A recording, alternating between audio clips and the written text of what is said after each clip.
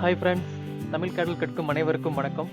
இந்த வீடியோவில் நம்ம என்ன பார்க்க போகிறோம் அப்படின்னா, நார்மல் ரெசிடென்ஷியல் பில்டிங்க்கு தேவையான இன்டீரியர் ரூம்ஸோட டைமென்ஷன்ஸ் தான் பார்க்க போகிறோம். ஸ்டாண்டர்டாக எவ்வளோ டைமென்ஷன் இருக்கணும், இந்த மாதிரியான கைடன்ஸ் தான் இதில் பார்க்க போகிறோம்.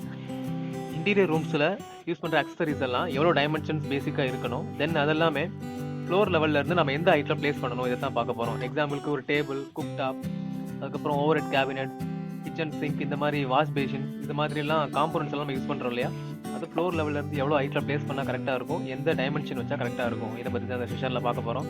இது ஜஸ்ட் ஒரு ப்ரெசன்டேஷன் மாதிரி தான் இருக்கும். வாங்க ஸ்டார்ட் பண்ணலாம்.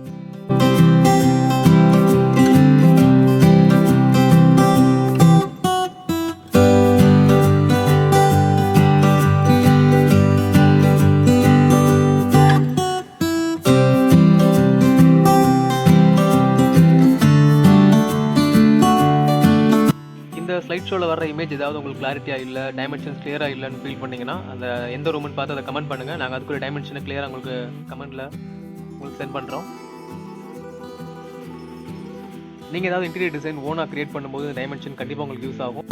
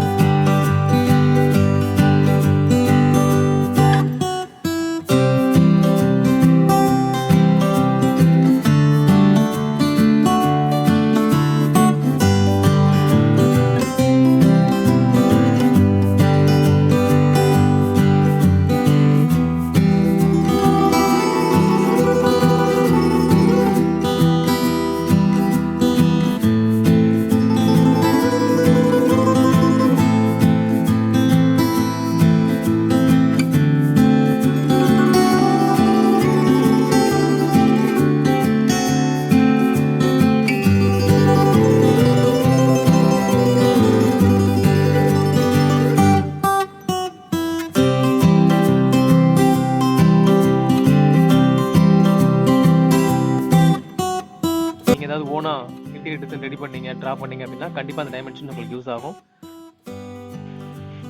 வீடியோ பார்த்ததுக்கு ரொம்ப நன்றி. தொடர்ந்து எங்களோட அப்டேட்ஸை பார்த்துட்டே இருக்கணும் அப்படின்னா மறக்காமல் சப்ஸ்கிரைப் பண்ணுங்கள். பாய்.